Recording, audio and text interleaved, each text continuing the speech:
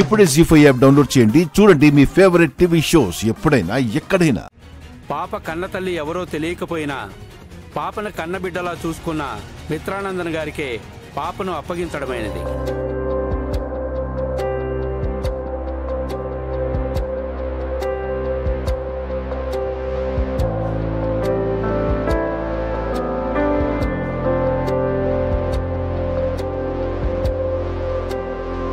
తన తల్లిదండ్రులు వచ్చే వరకు పాప మిత్రానందన్ గారి సంరక్షణలోనే ఉంటుందని తీర్పు ఇవ్వడమైనది.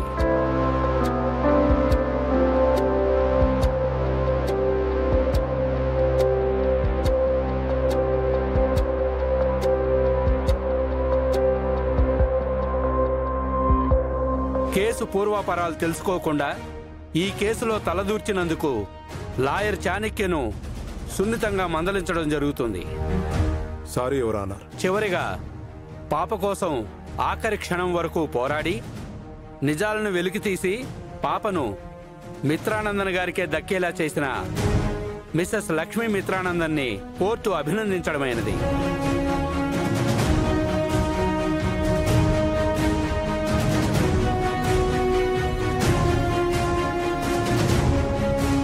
పాప మీ సంరక్షణలోనే సురక్షితంగా ఉంటుందని భావిస్తూ ఈ కేసుని ఇంతటితో కొట్టివేయడం జరుగుతుంది.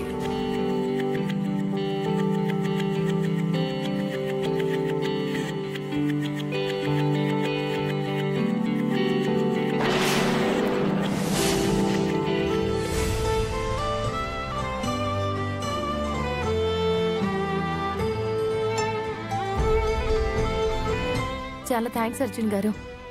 కోర్టులో గట్టిగా వాదించి తీర్పు మనకి అనుకూలంగా వచ్చేలా చేశారు. అవును అర్జున్, నీకు మేమంతా రుణపడి ఉన్నాం. అయ్యో, ఇందులో నేను చేసింది చాలా తక్కువ అండి. నేను వాదించడానికి సోర్సెస్ ఇచ్చింది లక్ష్మిని.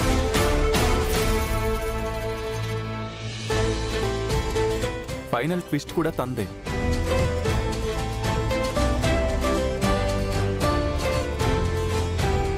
అవును లక్ష్మి, ఆ పార్వతికి బేబీ బ్యాగ్ లేదని నీకెలా తెలుసు? ఆ డాక్టర్ని ఎలా పట్టుకున్నావు?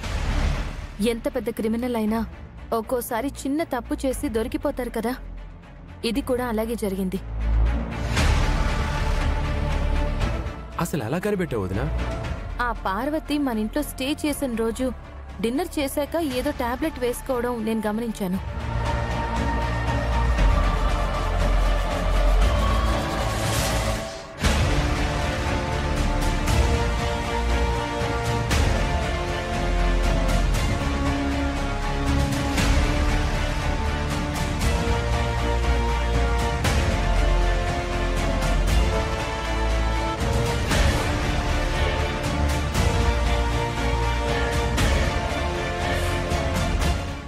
ఏంటండి ఆ టాబ్లెట్?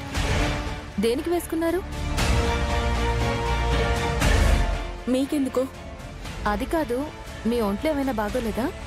నేను బానే ఉన్నాను. జీ5 యాప్ డౌన్లోడ్ చేసి అన్ని ఎపిసోడ్స్ పూర్తి ఉచితంగా చూడండి.